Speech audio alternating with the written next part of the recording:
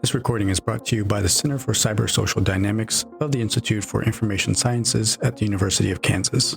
This series is hosted by Professor John Simmons, the director of CCSD. For the first installment, we are joined by Center Fellow David Westbrook of the University of Buffalo, New York Law School. In this episode, David introduces 5 questions he thinks are imperative for the center and its researchers to address as it develops a multidisciplinary approach to answering the many questions raised by emerging technologies. You can find this and future episodes online at i2s.ku.edu and Spotify. Thank you for listening, and we hope you enjoy.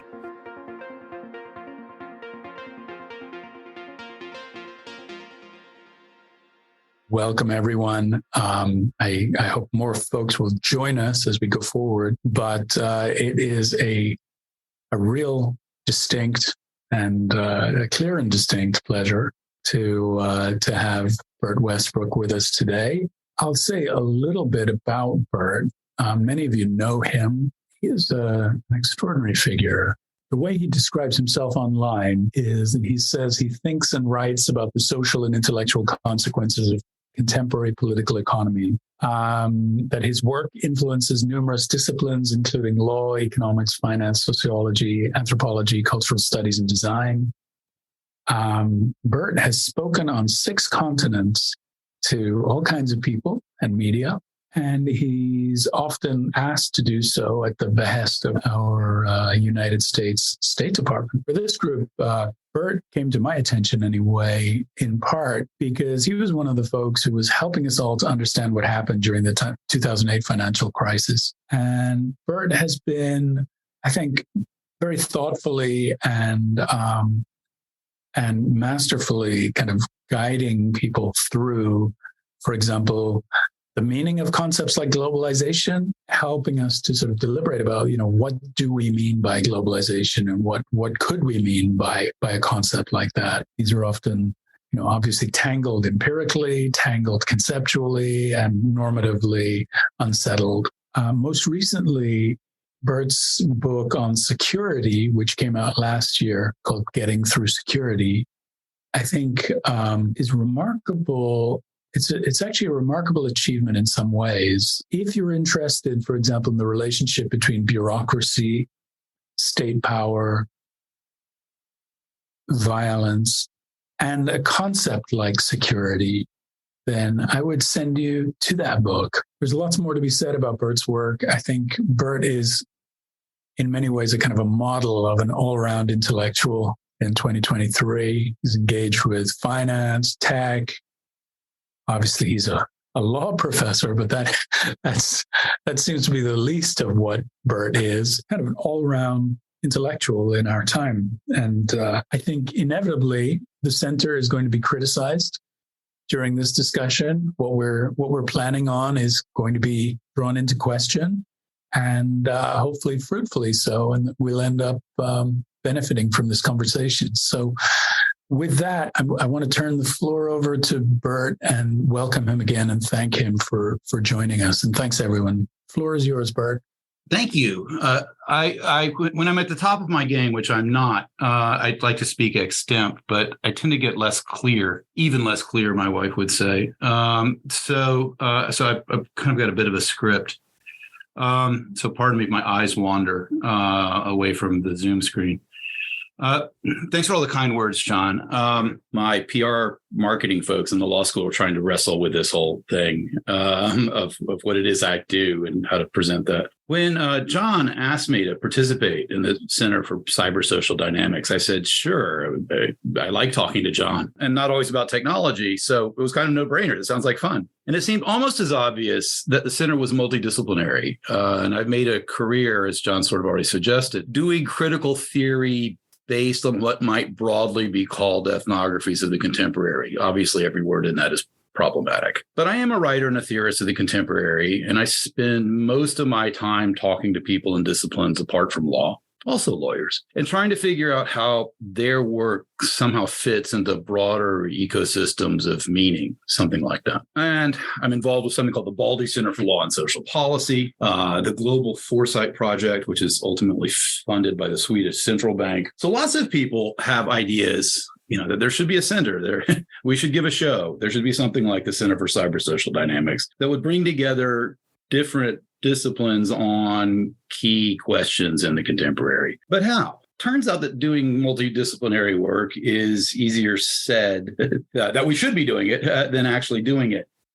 It's easy enough for administrators and techies themselves to say we ought to take social impacts into account. I mean, something beyond we don't want to be racist. And it turns out, unfortunately, that techies are usually not too good at understanding the socials, not what they're trained for. It's not their disposition for the most part. And of course, the converse is even more true.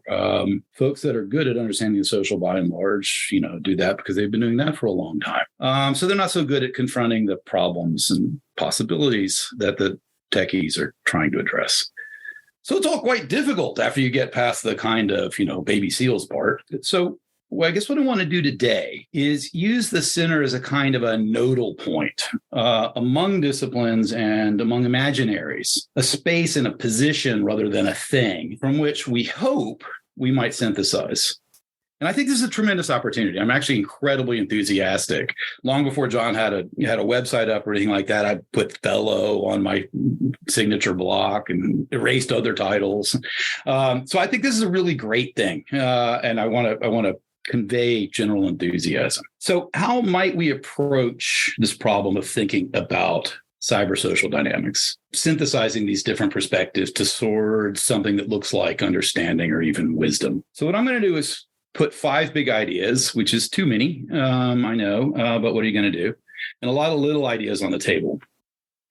In the spirit of a workshop, I'm not trying to solve anything here, but to establish some starting points for conversation. And I want to talk about conversation by talking about conversation, or I want to set up a conversation for which I think the answer is conversation by talking about conversation. So I guess that's 3 conversations. Specifically, I want to talk about the joy and frustration, as I said in a recent email, of talking to my friend, computer scientist Perry Alexander, who is here, and I think who most of you know. So Perry and I met over a decade ago, or about through kids soccer, and started talking about Girdle and math education. And we've been talking ever since. And Perry, bless him, teaches me a lot.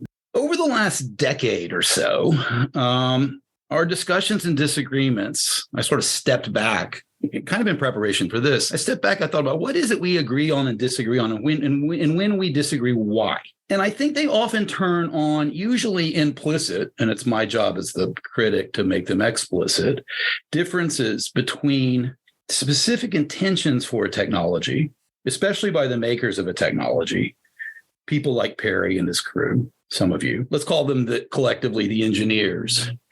And meanings more broadly understood of the technology to different actors, including, but by no means limited to, this class of people we're calling the engineers. Now, those differences need to be teased out analytically, stepping on John's turf, because each mode of meaning raises different questions, different truths, as it were. I'm going to talk a little bit more about this, but this is my first big point. Different kinds of meaning are at issue, always. The second big point flows rather easily in the university context from the first. Institutionally and professionally, a word that's going to be more troubling as we proceed, different kinds of people, usually but not always academics, are more comfortable with one or another kind of question, kind of truth, kind of discourse. And they generally have difficulty really grokking the other. They sort of understand, but not get it, if that makes sense. Not at the intuitive gut level. So as Perry said in the conference that we co-hosted some time ago, just before COVID, in the before time, Bert, has convinced me that we computer scientists don't know what we're talking about when we say culture. And that's fair enough. And of course, the converse is also true. Yeah, you know the word, but you don't know the word. I think this difficulty, multiple truths addressed by different kinds of people, is absolutely central to what the center is trying to do. In fact, I think the center is about the interplay, or should be about the interplay, the interaction among these different kinds of questions. That's the dynamic in social dynamic, or that's the first cut at dynamic. It's not simply facts that are static, it's dynamic. The different understandings in their interaction create verbs, motion, as opposed to facts or even understandings. I also think, to open up, this is a key aspect of modernity itself. which arises among understandings that are more or less illegible to one another. Silos in military bureaucratic terms, which leads us to inquiries about things like Vietnam that I've written about recently. The Irish anthropologist Mark McGuire and I recently wrote a book that John mentioned, Getting Through Security, that tries to theorize these problems that seem endemic to bureaucracy and endemic to the sort of specialists, expertises that the center is trying to bring to bear on technology. So let me try to specify this a little bit. Engineers have intentions, solve the problems set for them by the funder of the project. So let's say the NSA says in a request for proposal, solve this important problem, as Perry said to me the other day. We tell you what the problem is. Even at the get-go, you should note that the NSA already, when it's issuing the RFP, has a meaning different from the engineers.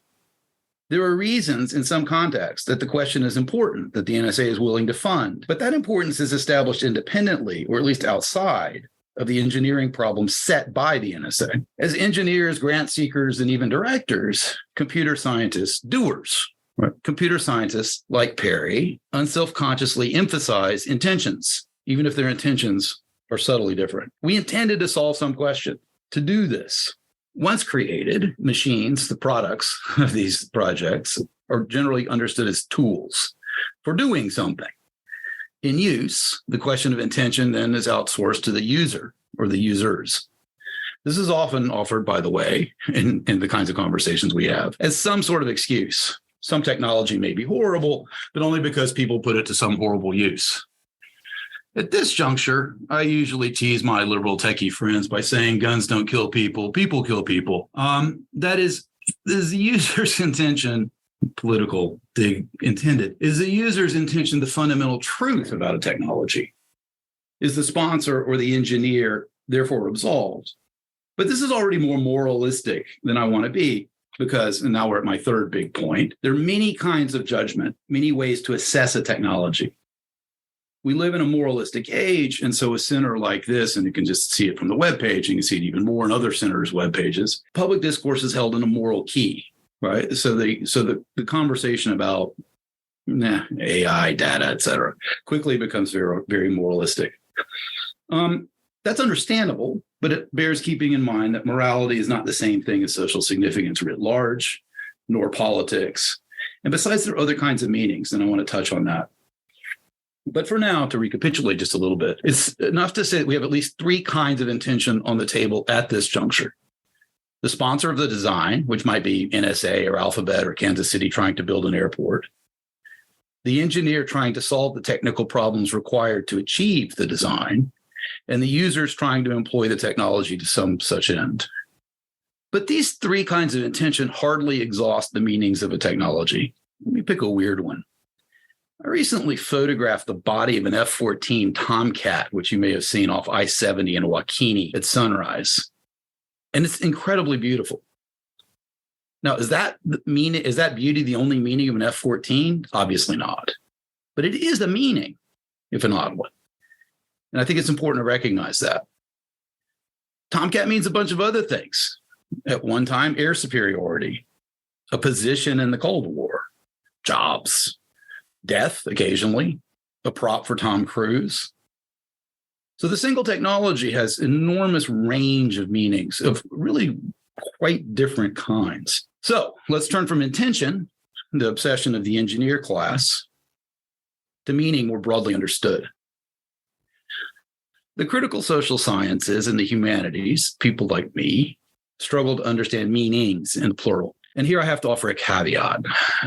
That's, I think, what critical social sciences should be doing. I think that's what critical should mean. But we live in a very moralistic era. So these days in the academy, we hear a great deal of preaching truth to power. That's even said to be the point of the critical social sciences and the humanities. I think that's a huge problem, not just because I'm a sinner and, might not be able to preach too much truth to power without feeling hypocritical, but because it forecloses conversation, which is frequently why humanities and techies don't speak very well to one another. And as I think John is already suggesting, this will be criticized. So this is something that I think this is a problematic that the center very much needs to engage.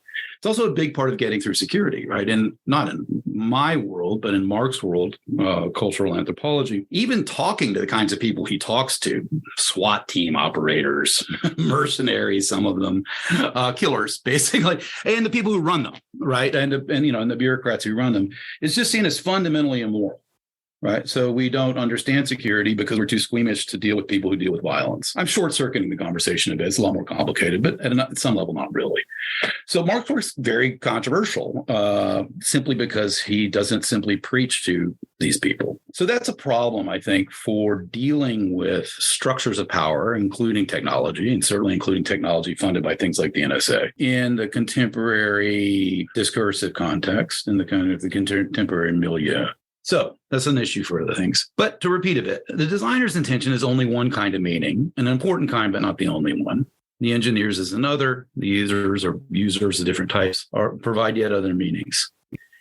And some meanings, which is why I started with the beauty of the Tomcat, are not instrumental at all. They're not intentional. Tomcat just is beautiful. I notice it. I get off the road. I photograph it. Things mean many things, often inconsistent things, and often completely unthought by the engineer. So at this juncture, words like interpretations, effects, understandings may be useful.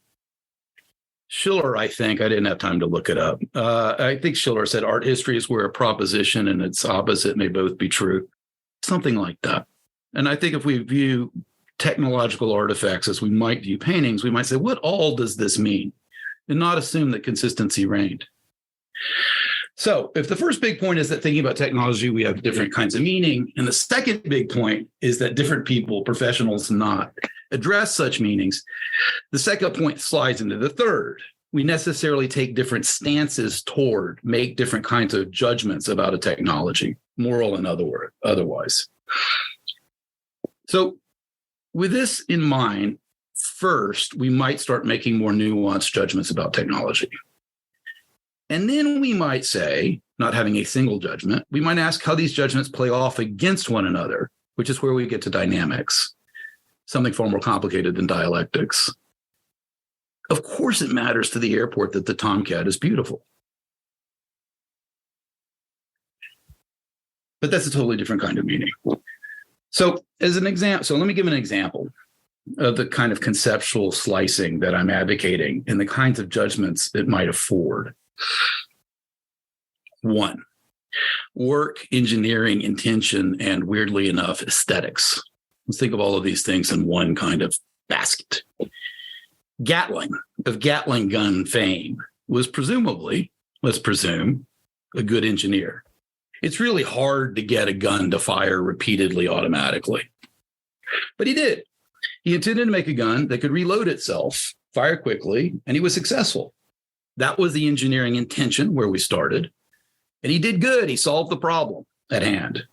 Good as an engineering matter. I don't want to take the time to go into this, but I think this is actually really, really important to flag for further work by as many people as want to do it. What does it mean when we say that this or that piece of computing is good? When hacker is used as a term of praise or mathematical proof is elegant? I would suggest, and I have no time to do more than suggest, that work, all kinds of work, carries with it an ethos of craft, for want of a better word. And I think craft entails an aesthetics. So I think it's important to think about technology as an activity, as building in the sense of the gerund, a praxis, a doing. I think it's important to say that. So on the level, it's very, very obvious. But we normally think about engineering in instrumental terms and legitimate or attempt to legitimate the results in utilitarian terms. We speak of tools and outputs, and under pressure, don asbestos suits and blame users for their bad intentions. It's fair enough, and it's certainly common enough, but it's very incomplete. So people like my friend Perry insist on stick shifts. They shop for vinyl, and they're proud of their code. So something else other than mere instrumentality is going on. Something other than the output is at issue. Camera doesn't make painting obsolete. We thought it would for about 100 years, and we realized it doesn't. Painting is doing something different. Any more than the motorcycle obviates the bicycle. So what I'm trying to suggest is we should think about practice craft aesthetics, both among creators and users, at the stage of engineering, at the stage of production, to sound Marxian, and I will more later. To approach many of these concerns, and again, this is just a flag, a pin in the map. I'm not going to make an elaborate point, but to approach many of these concerns from a different angle, what does the work have to teach those of us who do something else? So for years, Perry and I have played with the question, what, if any, maybe none, but what, if any, computer science belongs in a liberal arts education? However one might understand liberal arts education. 2, morality and intention. I don't want to say anything fancy here. Just another sort of set of meanings that are obviously regnant in a great deal of public discourse. Let's take a common and simple understanding of morality. Nothing is good but a good will, said Kant. The golden rule, do unto others. Some sort of intention, well-meaning intentions towards one's fellow humans. Were Gatling's intentions toward his fellow humans good? Or was Gatling, inventor of the machine gun, some form of Dr. Evil? Taking him at his word, at least, I mean, I didn't know him, it was a long time ago, but taking him at his word, he seemed to have been a good guy. Thinking of the countless dead and wounded at the start of the U.S. Civil War, he thought that a gun that could fire a lot of bullets would mean you would need fewer soldiers to fire bullets. And then casualties would be lower. So he intended good. He actually thought technology would make the war more humane. So we may plausibly say so far that the inventor of the machine gun is both a good engineer and a moral individual. Which brings us to the social. What was the social, especially military meaning, or so obviously more than one, but the obvious ones, of the machine gun? If, for our purposes, Gatling represents the cyber side, what was the social side of this dynamic? Here, Gatling was dead, wrong. He saw himself as mechanizing the hitherto mechanical labor of shooting, which would lead to fewer laborers, fewer soldiers. Sort of like, John Henry and the jackhammer and building the railroad. I don't know if you know the folk tale. Fewer soldiers would mean fewer casualties. To which one word suffices, Verdun. Or, to be more American, the doctrine of suppressing fire, in which machine gun fire is used to control space. More deeply, Gatling tacitly assumed that guns needed to be aimed at individual people with intent to kill. That's what gun means, right? Moses came down from the mountaintop saying, this is what a gun is. But without realizing it, Gatling changed the meaning of gun. Suppressing fire makes humans irrelevant. All you know is they're not in there. If they get killed, so be it. Then they're alive. Gatling didn't understand the meaning of his own creation. Should Gatling be faulted for this? One can, obviously, there's a movie coming out about Oppenheimer, right? You can do this all day long, right? Should Gatling be faulted for this? I would say no, except in a sorcerer's apprentice sort of way. And I don't know who in this audience know. Do you know the Sorcerer's Apprentice from the Disney movie, later stoner movie, Fantasia? It's a, I got a big yes. Okay. The Sorcerer's Apprentice doesn't understand, and he floods. He's trying to use a spell to move water, and he floods the sorcerer's abode, and the sorcerer comes back angry, and it's all set to, I can't remember the music actually. So it's sort of a little power and unintended consequences is kind of the thrust of the cartoon. Which brings me again, sort of, how do we begin to think about judging the social consequences? Well, The Sorcerer's Apprentice is Mickey Mouse in the Fantasia cartoon. And as I've tried to suggest, Gatling isn't the bad guy, or at least we don't have to think of the Gatlings of the world as bad guys. And more generally, I would say we don't have to think of engineers as bad guys. Lots of engineers anyway. I'm not saying they're without sin. They're probably good and bad guys among them, but their personal failings are rarely what's significant at social scale. Again, understanding the social is really hard, and especially understanding it as it emerges. So one day you're trying to let people send tiny emails on their phone, and the next you've got despondent children, riots in the Capitol building, and Elon Musk flouting securities law. I mean, who knew? Nobody, obviously. But there's more than the law of unintended consequences here. I'm not going to be too cynical, but I do teach capitalism, and I used to work in a DC lobby shop, and I have a bit of a Marxian streak. Sponsors have their own interests. Corporations want to make money. That's what they do. Militaries want the capacity to kill perceived opponents, perceived adversaries. That's what they do. And as I often sometimes somewhat unkindly say to Perry, engineering, big science is, from this perspective, basically a commodity. Scientists like to see themselves as seminal, originary. Maybe they were, and my daughter is in big science now, but those days are largely gone, the point to which I'll return. So if unintended consequences is not wrong, but too simple, I would say so is institutional self-interest.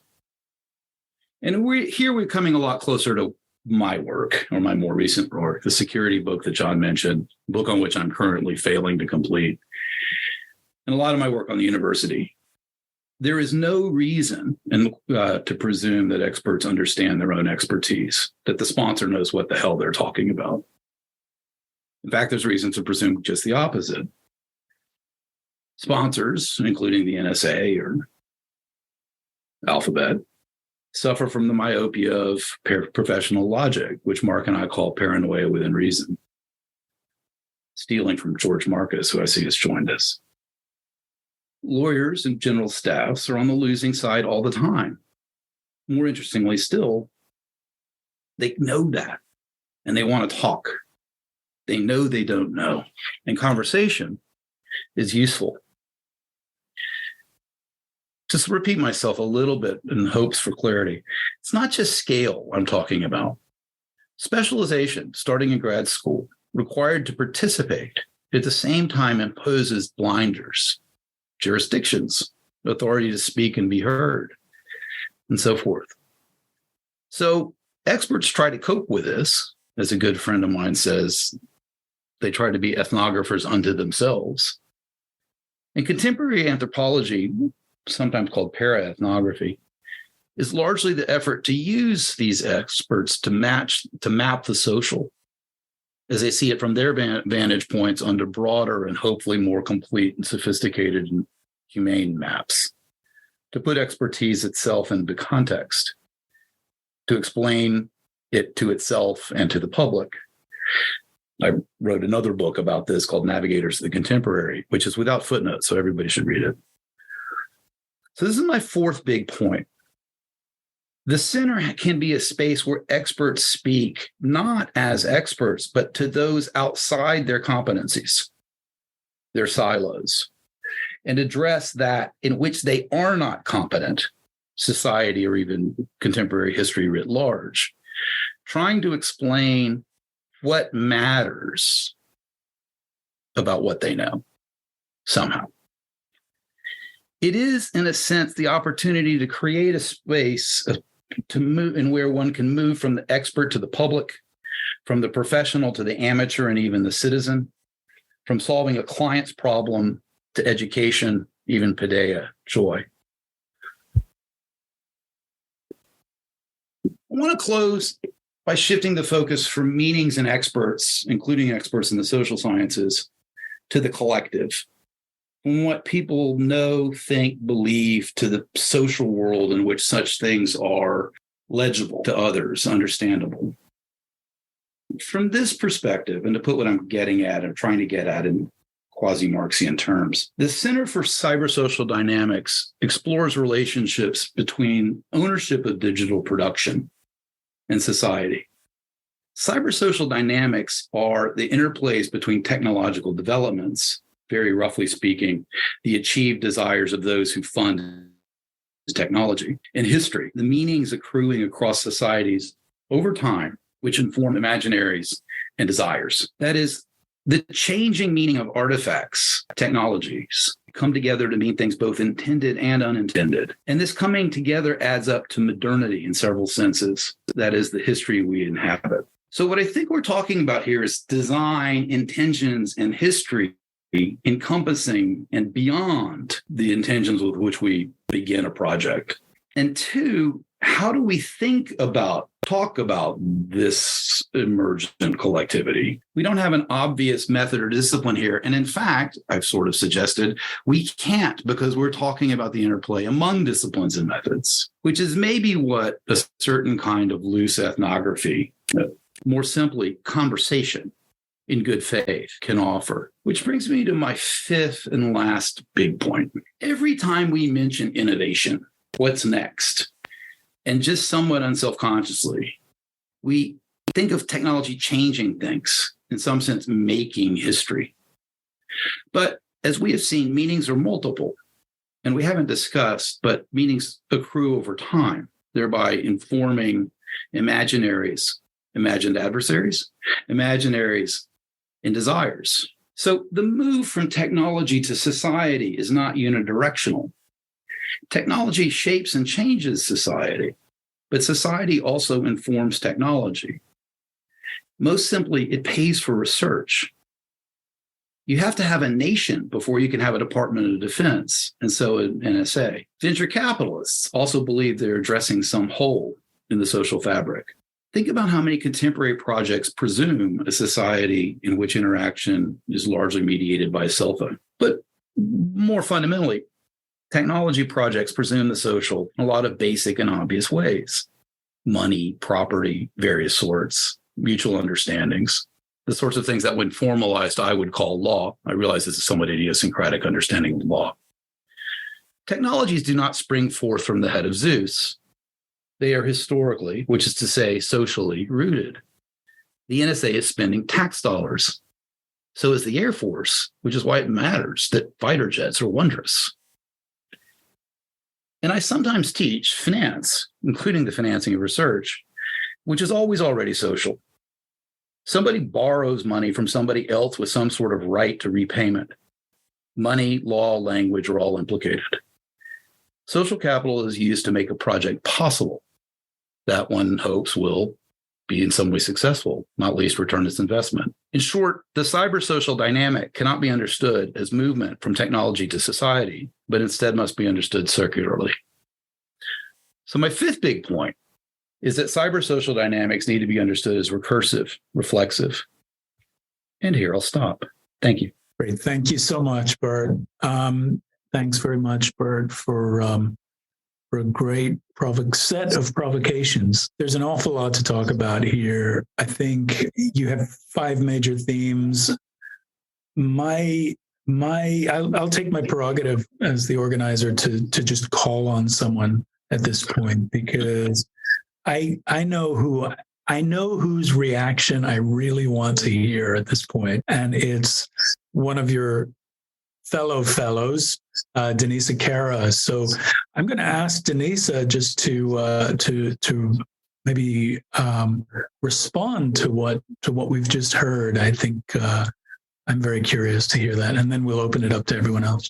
Yes, I was listening with great interest, and I see some alignment with my interest, of course. But what I really found fascinating was that sentence that you need a nation before you have an NSA. It's something very provocative in that sentence for me, because so many times the institutions or the products we built actually create divisions and increase the divisions rather than redefine what some common social unit or like what is at the end of the day, the purpose or some future that we imagine as we.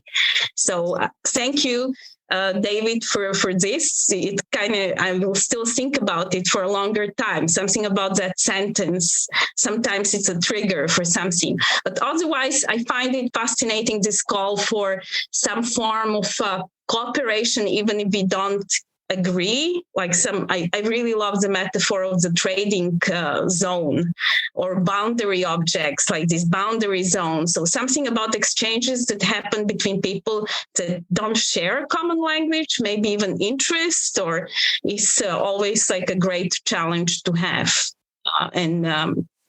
I find also my work very much in that direction, and I'm looking forward to, some more, like, for me, the boundary object or the situation and the way to communicate with people is through prototypes, through building something. So I need something concrete in order to create this exchange and interaction with the engineers or the policymakers or whoever wants to enter the decisions about what will be the future we. I mean, there's too much agreement. I was hoping for a little bit of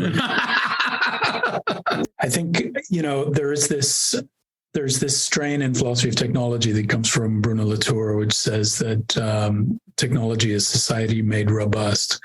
So his view is that really we can look to technology to see social norms, power relations, et cetera, sort of manifested in the technology. So, for example, his famous case is the hotel room key with the giant attachment. And this is before, key cards, et cetera. It used to be the case that the hotel key would have this giant thing on it because that was a way of enforcing the rule.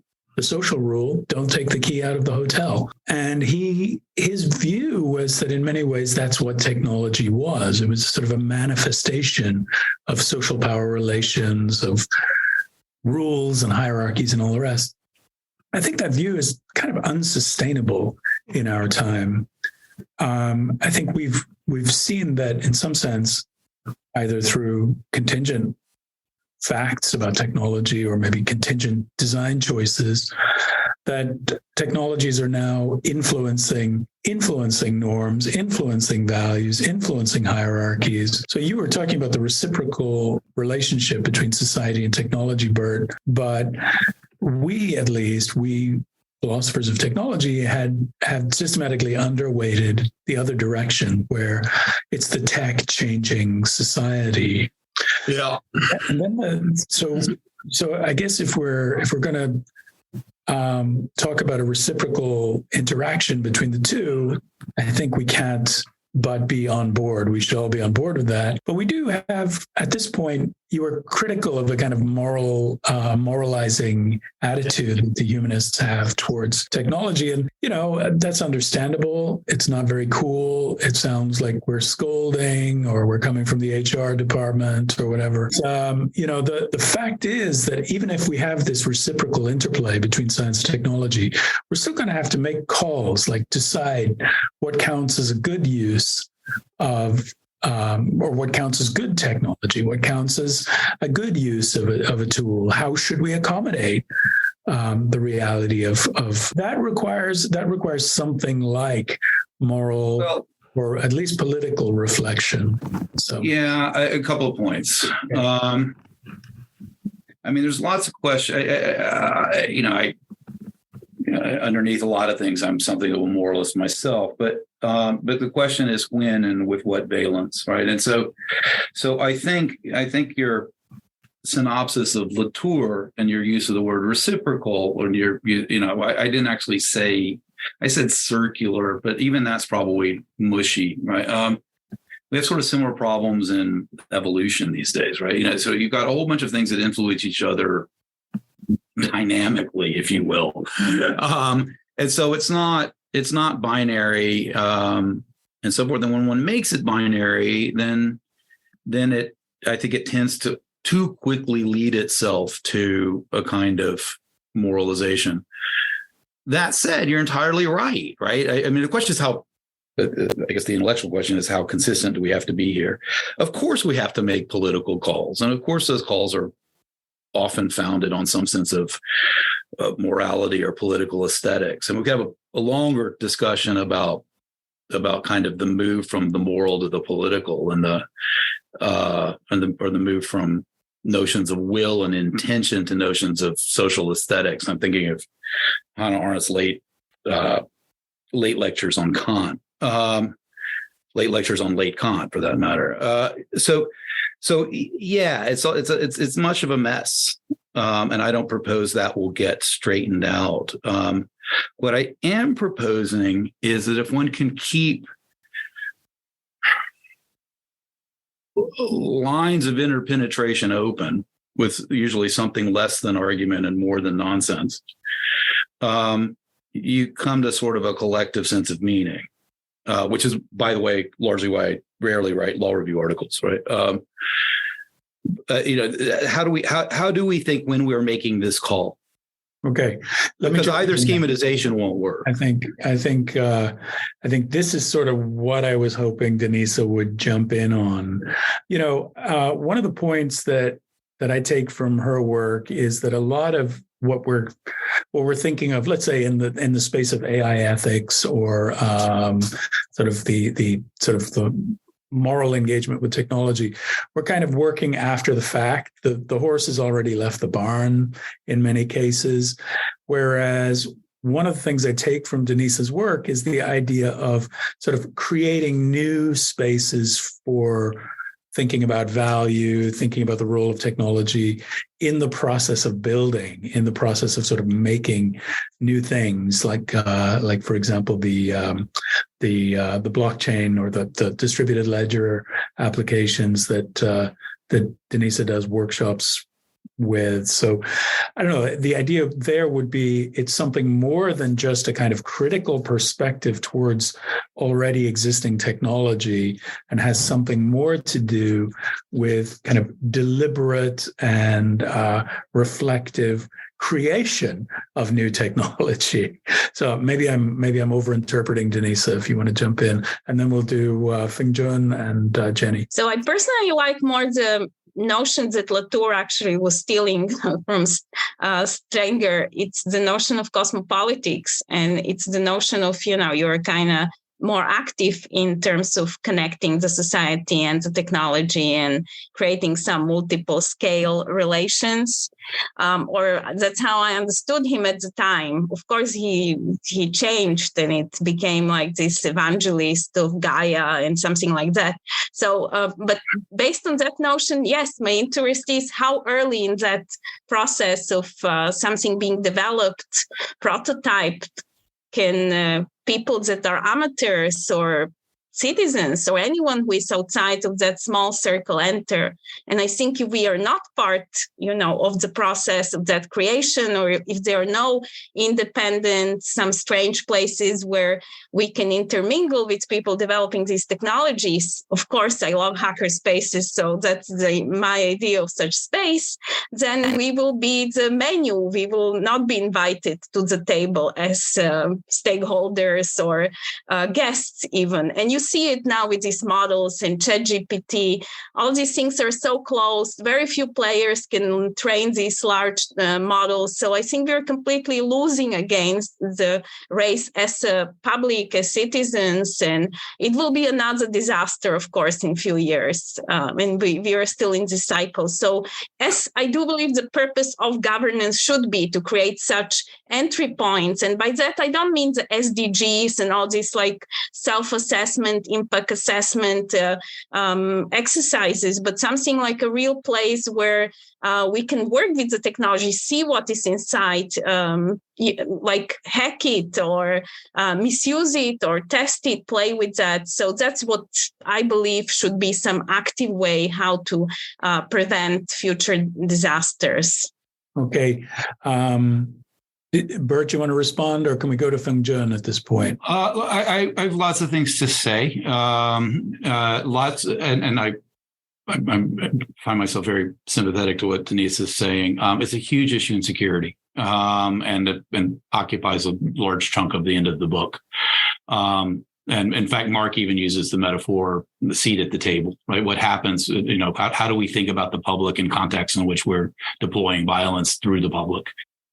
And that's a fairly simple and often bounded problematic, right? But the problematic is larger, has to do with bureaucracy, technology, modernity itself. Anyway, we can talk about that, but let's move on. Let's go let some other folks talk. Fung Jun? Yeah. So I'm a computer scientist. So I'm the doer, like David mentioned the earlier discussion. So I would say I'm fascinated by this discussion, and we develop technology with, you see, of course, some original good intent, but I myself didn't realize, you see, in the beginning that what has a social impact this technology would do to the society, and the impact might be very dynamic, unexpected, and sometimes disruptive. So I feel interested. You see, when John, you mentioned, you see, about that key card saying in the hotel that actually kind of like disrupt the social norm of now bringing it outside. And I'm thinking about, okay, here I hear a gap, you see, between what we understand as the social impact of technology and what is a real social impact, right? From the moral, from the, for example, privacy, and from, you see, any of these social norms, social rules. So this is fascinating. What I want to say is this kind of like a reciprocal process is really we want. I just want to share one example related to privacy. And as you know, you see in the past, cookie has been used on the internet to provide, originally designed to provide a way to continue user session. So store some data when you visited the internet, visited the website. And later, this technology has been used to track people's activity for advertisement. And then we realized this tracking really intrude people's privacy, and a lot of, you see, countermeasures and technologies has been developed. And recently, until very lately nowadays, and starting from the industry, I would say starting from the law regulation, and this motive moved to the industry, and the major browsers are blocking the third-party cookies, and this is like the advance of, or reinvention of the technology to respect the social. You see, social norm, or respect, you see, or try to recover its disruptive power to the society. And now we are inventing, you see, some technology like a privacy sandbox, those things. And I think this might be a good example to see. In the beginning, we didn't realize, you see, what has a side effect. Side effect of the technology to the society, and some of them, if you see that has been aware, and then we could try to address. And this could be the communication between the technology and the other, you see, disciplines to help each other understand, try to bridge this, and then find a technological solution might be challenging, but that's something we should work in the future. Okay. Bert. When I first went to law school, I was really worried about sort of global warming was on the horizon. We were really worried about the ozone layer. And I was thinking about international environmental stuff. And I had more faith in our ability to make the future tractable than I now do, to sort of know what the consequences of our actions are likely to be. And that may just be aging. I'm not sure so I guess my sense is that we have to do an enormous amount of work to have some sense of what will happen. But as John pointed out, the response to Latour is, I think, also good. Stuff emerges, right? And meanings change, right? An example I love to use is, they used to put these doors in airplanes, and to separate the cockpit from the cabin. And the doors weren't any big deal, right? So in 9/11, guys go through the doors and slit the throats of the captains. So then the airplane folks say, damn, we don't need doors, something to pass through. We need walls, right? So they fortified the doors. And that was a smart thing to do because, terrorists could come in and take over your cockpit, right? So then some German pilot, loses it, waits till his co-pilot goes to the bathroom and locks the door, right? And flies the plane into the mountain and kills a bunch of kids, right? The meaning of the door changed, like the meaning of the gun changed in my earlier example with Gatling, right? I'm skeptical of our ability to understand and foresee what future meanings are likely to be. I think we as a political imperative have to try. We have to make calls. But I think this is the human condition. And it's not something we're going to design our way out of because we'll only add complexity to the problem and recursiveness to the problem. But. So I was wondering, relatedly to your concept of the door taking on a new meaning, I'm wondering about in phenomenology right now, there's a concept of the affordance of objects. So if you put a door in a certain area, it suggests that you should go into it or you can open it up. So in Facebook, for example, speaking of an ethical issue, group conversations can be used to get around blocks. And since I've been on Facebook a long time, I've observed this happening where people do this. And so the utility of that ability suggests the use of it. So I'm wondering if this is being taken into account in ethics and technology, because this feature is here, it's probably going to be used. And how will that be taken advantage of? And that sort of way of thinking about it. So it's similar to what you were saying about the evolving meaning or the emergent meaning. And maybe there's no way around it because people will figure out ways to exploit different technologies. But I was just wondering if there has been a phenomenological angle on that problem.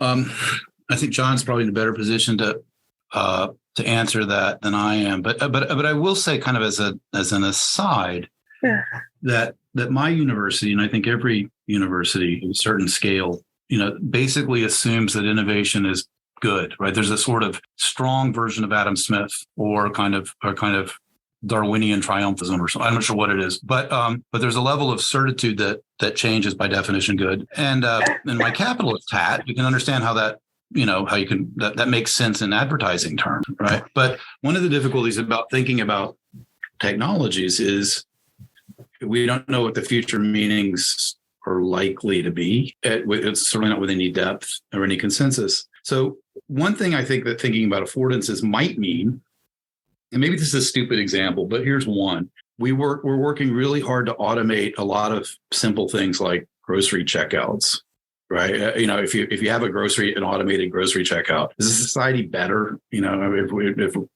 what do we want to do with labor markets? That kind of question. We can afford not to do something. Excuse me. The affordance suggests that we can do something, right? But maybe not doing something. Another question that Perry and I have batted around for years is, what would you not digitize that you could and why? There's a different way of maybe asking the same question. Yes, thank you. That is very, it's helpful. Thank you. I don't know.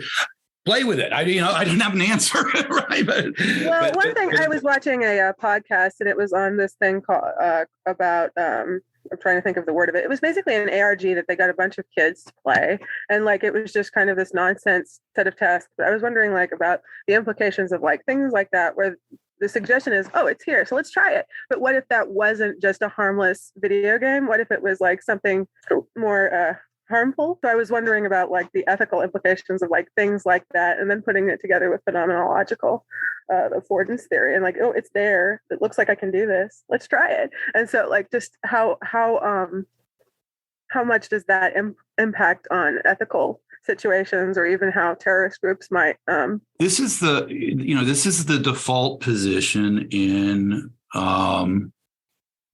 sort of liberal societies, right? If it doesn't hurt somebody else and it's your property, you can do stuff with it, right? But by doing stuff, you may really change the social environment. And I don't think we have a very good, I like the way you're the way you're framing it. I think it's, but I think you're at the beginning of a very long road. Not that I'm any farther down that road, right? No, Because I get it. I just started. It's really hard to think about. Do we not want to say, that you can try stuff out? I mean, obviously, if it blows up your neighbor while you're trying it out, right? But at the same time, that then does put us into this kind of mindless theory of history, which we seem to. I mean, my university says innovation every chance it gets, right after excellence. I love innovation, but but I don't think that's thinking critically about technology or its construction. Now, to come back to Denisa for just a second, I mean, I think this is the appeal of, I don't think you actually said sandbox today, but, this is the appeal of creating sandboxes, right? You can play in a safe space. It's also, incidentally, the classic defense of federalism in the United States, right? Let different states try different things. Something to be said for that. Yeah. Denisa.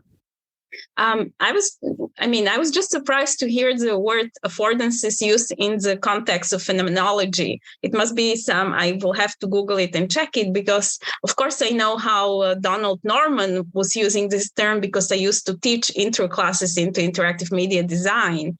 And it is the typical term you want to impose on students, and you connect it to mental models, and you kind of create this ideal of a frictionless design. You can make some buttons or objects like so easy to use that people will immediately get it. And usually what I would try to do with my student is to explain why we need like a design that has a friction for many reasons, addiction and this like social impact and so on. But I wasn't really aware that it's used in a context of phenomenology. So I'm very curious where it will lead me. I'm a bit surprised, like always when we talk about the future, there is this expectation of that we will agree about what is the best future, or that there is some safe future, or that we can kind of control the future. And I think for me, that's a more dangerous like future than a future that stays a bit risky and open. And the reason I like these boundary zones, trading zones, I'm trying to resist the urge to use the word sandbox, is because it allows, first of all, different groups of people to try something, some technology or some new tool, and to see, not only to predict, but also to see how they can use it in their community. So for me, it opens this possibility of multiple futures. I don't think it does. Yeah, okay. So let's have I mean, economically, you'd speak about arbitrage, right? Law of one price, right? In other words, in a world in which communication is possible and advantage is possible, it's very difficult to maintain boundaries without a great deal of effort. Things aren't all that discrete, and that's one of the things that technology, particularly digital technology, has done, is connect. Right. So, I mean, again, coming back to thinking about globalization, right? If you in fact lower the production price of something, then you change the context of people who are not participating and have no desire to participate in your project. So I think the coercion happens faster than that vision seems to expect, unless we set it up as an academic matter, or we're really legally committed, right? Some version of national park. Good. And that actually speaks to Robert's question in the chat, I think. So, Robert, do you want to jump in and add to that? Hey, Rob. Hey, I was pondering this question of how a sandbox can be made safe. I was just sort of musing on that and thinking, okay, so we had this Bitcoin or cryptocurrency spin-off Dogecoin that was supposed to be just a joke, and that actually seems to have ended up bankrupting a fair number of people when it's sort of spilled out of being a sandbox or a joke. And so it makes me wonder how, to what extent, I mean, once you create a technology in a sandbox, there's no guarantee if it doesn't work out that it won't creep out of the sandbox. Yeah. I mean, it will creep out of the sandbox because it wasn't created in the sandbox. I do believe if something is possible, it will happen anyway. And the only positive thing about the sandbox, you can see some of the disasters, and I'm not like an advocate for sandboxes. I'm just curious about them as potential policy tools. Like there are other policy tools I'm maybe even more excited in the present. But if I would say something in the defense of this, what is the other means that you have to prevent something from happening? That's what European Union does with this moratoria for genetically modified crops. And I don't know, in Europe, we are trying to with the AI Act now, we are trying to forbid the use of face recognition, real-time technologies in public settings, but it opens so many loopholes for all kinds of other uses and misuses by some agencies. It doesn't actually even offer any regulation for the uses where we know it's already happening. So I just find that it's a bit hypocritical to say,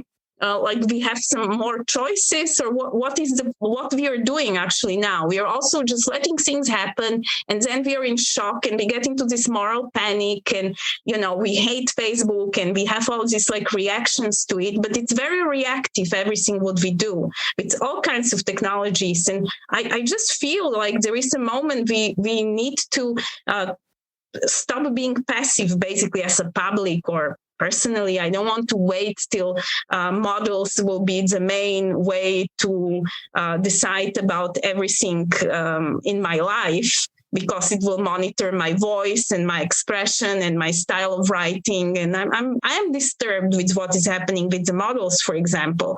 And so they're always ahead a bit. And question is, how can we kind of catch up? So I feel there is this missing something between something that is not a lab, it's not an R&D center, it's not in the university even, it's like a public lab, but it's something between how we govern and how we invent things. I just have a strange dream maybe, but yes, that's what I want to try and see whether it's possible.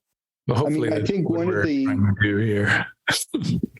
the concerns now is that these models are, as we pointed out in this discussion earlier, the things you do with software now require many more resources than they once did. It was easier to have a sandbox in the past than it is today. We have a question from Korede. So Korede Ajibona, if you want to take the mic. Okay, thank you very much, Professor Simons. Thank you to everyone. Thank you, Professor David Westbrook.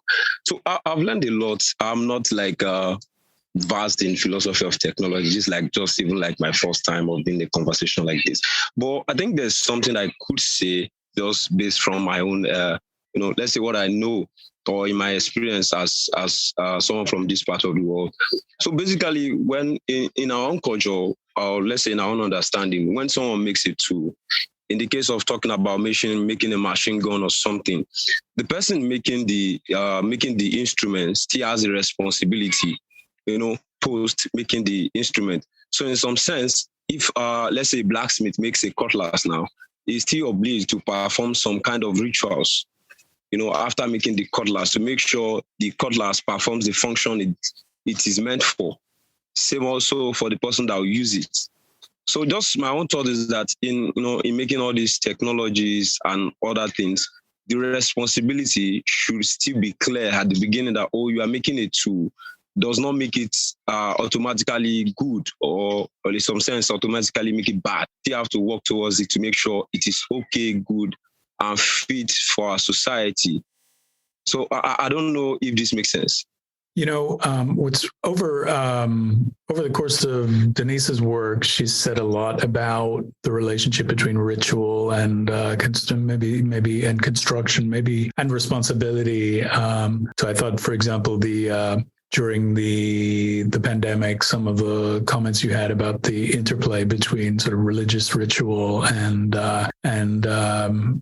NPIs, non-pharmaceutical interventions, are kind of on this point also. We should not go in that direction. But I really like Ajibana's point of we probably have like all kinds of models, how creators of whatever are more responsible and aware and reflective. In the AI Act, as I read it now, there is an attempt to make this. They're kind of dividing what they call them, the users, which they mean the companies that are taking the models, and I forgot how they call the producers of these models. And they're trying to establish a vocabulary, because even that is a mess of people responsible for the models, basically. And it's so difficult. And then there are all these fears, European Union will not be competitive if you put like liability and responsibility so clearly defined on the side of the people that use these models and so on. So I definitely, for me, a sandbox would be a place to just really try this. Okay, how would we make liable a model? How would we maybe use something Ajibana proposed as a model coming maybe from a different culture? How can we use this and create like a new policy around some technology? So for me, it is about the experiment, not really some boring, like high-level AI ethics regulation document. It's about experimenting with something unexpected, like new ideas, how we could regulate it or what we could do with that. Okay.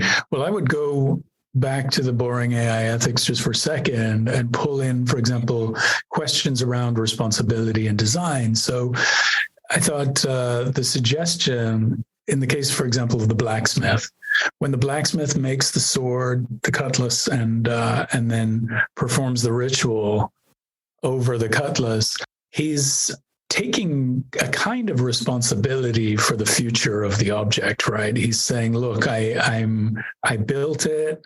If something bad happens, I would feel bad.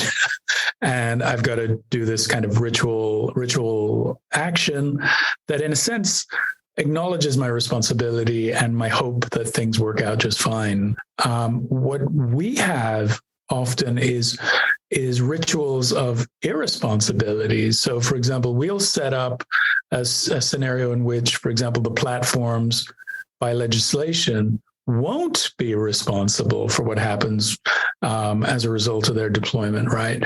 So it's what the lawyers for corporate power will do is create context where liability is pushed off of the folks who deploy the technology. Whereas I think what we can, and similarly, OpenAI has a growing list of disclaimers at the beginning of ChatGPT. Now, every day you open it up, there's a longer list of things they're not responsible for.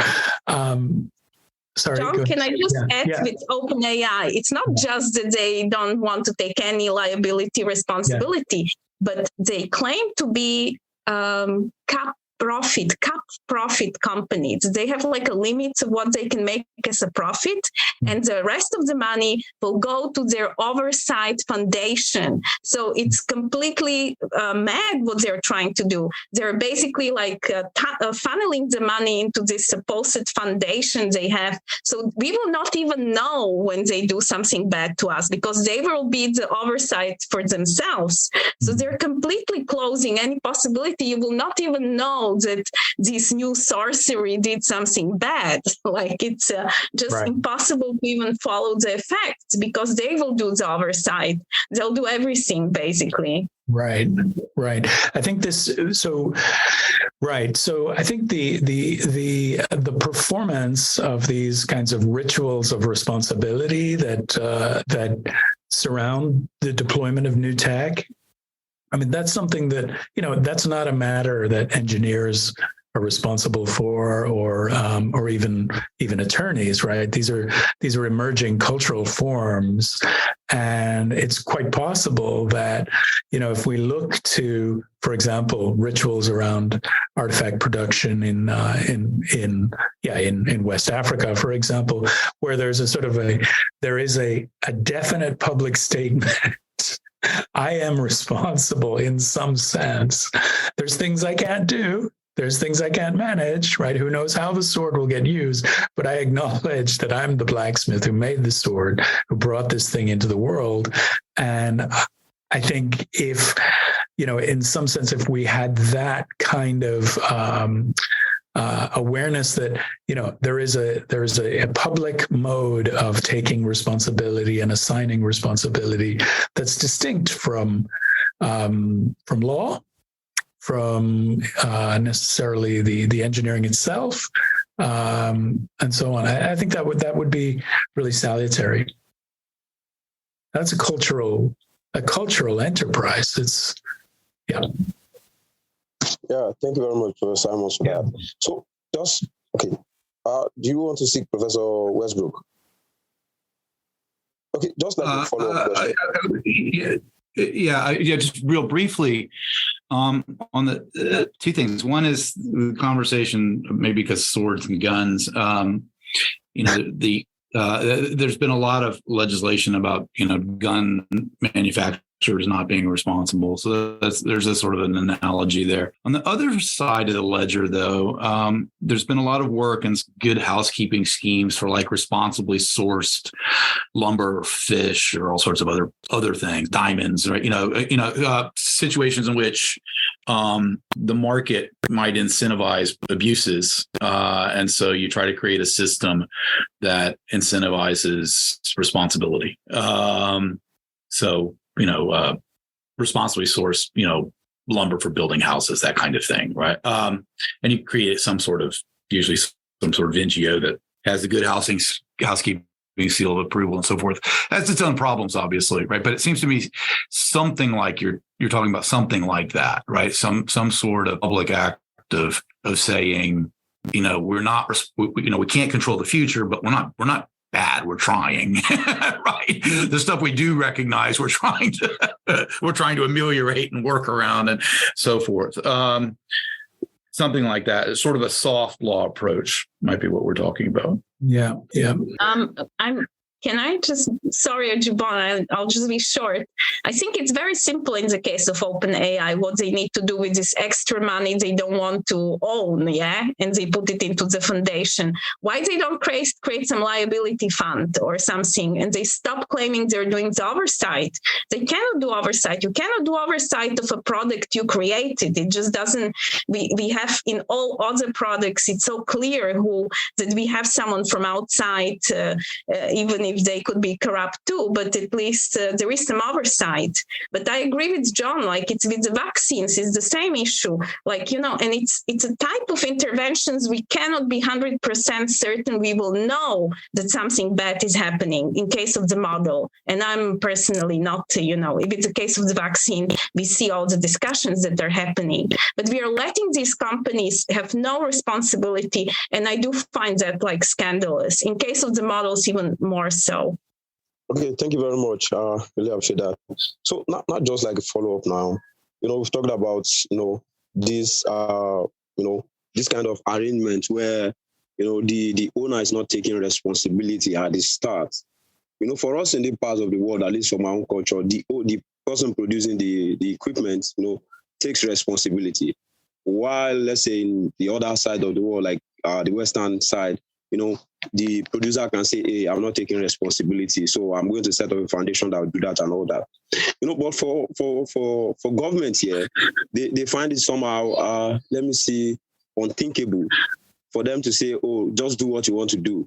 So that's why we see many problems with African governments, or let's say West African governments, trying to regulate the media at all, digital technologies at all costs, because they feel it's a sort of responsibility, it's a sort of thing to do. So they think the individual is first part of the community. I can't say, I want my freedom at the expense of others.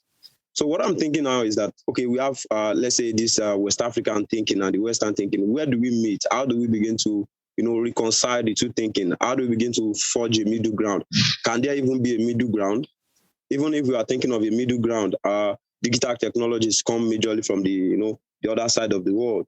And we here in this side of the world are just like majorly recipients. The headquarters of Facebook is in the US, and individualism is really, really something people agree to there. Why here we think of the community first before the individual person? How do we begin to find the middle ground? How do we begin to think of it? Yeah, so that's my thoughts. Actually, I have a nice example. There is this open science hardware movement, and it's really growing, like at least in few places in Africa where I follow it. So these are people that create their own instruments to do science. And I'm just amazed. Something that looked like 10 years ago when I started following it, it looked like, it will be always this like a funny DIY project. People are building labs around it. So I don't think it's impossible. Like, okay, these models are impossible to build and train everywhere right now. But that's because once you allow that to happen somewhere, it will happen everywhere, of course. So I think we are basically in the same situation now, no matter what, in case of the machine learning like technologies. But I do believe we have at least at some other technologies examples where there is a grassroots movement and there is like some radical openness that can happen. I can send you the links, of course, if you want to see them. Okay, sure, you can. Thank you. But just like a follow-up again, sorry. Now, I think at some point, I am of the younger generation, young African. There's the elderly generation that have imbibed, this kind of thinking. So I am coming up now. I think, fine, I should have, this kind of freedom Western people have. So in this sense, I think social media has created, this new era that we are now, has created a crisis of identity for the African person, where we are torn between trying to say, I am of this particular African culture, but I am using tools, platforms that are of another divide, that are bringing ideas that are different from mine. You get?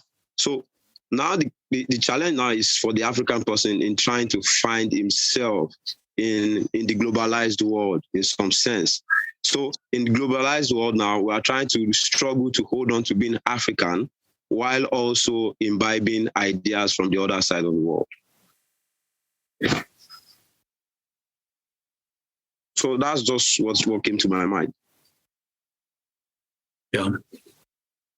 Now, I personally think it's a very healthy attitude to have and to be skeptical no matter from where, we are. I do remember there is this early 20th century Japanese aesthetic, like famous author. I forgot the name of his book, but he wrote this wonderful critique of like a European Western movies and even photography, I think. And he was claiming that because it's coming from the West, and Japan was such a close culture, it doesn't, because, Japan didn't invent the technology, it doesn't show Japanese skin. He complained really about like the way it's depicting the skin and everything is wrong. I forgot his name, but he has a wonderful, like a critique of Western technology from the early 20th century. I'll try to find it. And you see, I'm blanking on it. I know you're talking about. Yeah. And then, of course, we saw that Japan became in 20, 30 years after this book, I would say, like, they became a leader in many of the technologies. So I'm just excited or I believe we will see some changes in the next 10, 20 years. I don't believe, and they can come from unexpected places, or that's my hope maybe, but I don't think we should fight the enemy by completely refusing like moratoria or this something like, I do believe all cultures are, what is it called, vernacularly cosmopolitan. They're always in some interaction and reuse. And so, we just have to know what we can take, adapt, and rather than close, maybe. Yeah, wonderful. I think it would be good now to let Bert kind of give us some reflection on what he's taking from the discussion. And can I let you do that, Bert? Yeah. Close. Sure. First of all, again, thanks, and fascinating stuff. Thanks, Rob. So I think there are a couple of difficulties that are, I think, well, there's a lot of difficulties that I try to sort of outline some of the difficulties in my remarks in this kind of conversation. One thing that might be useful for the center going forward is having an object. I'm going to start to say a case study, but having a thing around which to orient conversation, so that there's some object that one can see from different perspectives, but it orients the speakers and the perspectives vis-a-vis one another. So, we've talked a little bit about security, and we figure about what that might mean, or, put it in some context. I like airports, but, maybe networks. There's a lot to say about, banking. I'm kind of sick of distributed ledgers, but I like photography because there's a long history of thinking about what photography means. So I think there's a really rich archive of smart people thinking about photography vis-a-vis other forms of representation, notably painting, but not just painting. And now photography seems to be coming, particularly with phones, that you can alter the image, right? You can use these smart photo things to take people out, right? So you're no longer, it was always a biased record of where you were, but it's no longer, but now it's really quite constructed artifact of a time and a place, right? So the meaning of the photograph is changing again. We also now speak through photographs in ways that we didn't used to, right? Instantaneous. I get multiple pictures of my granddaughter every day because my daughter-in-law is holding her phone and the baby, right? So the nature of photography is shifting, right?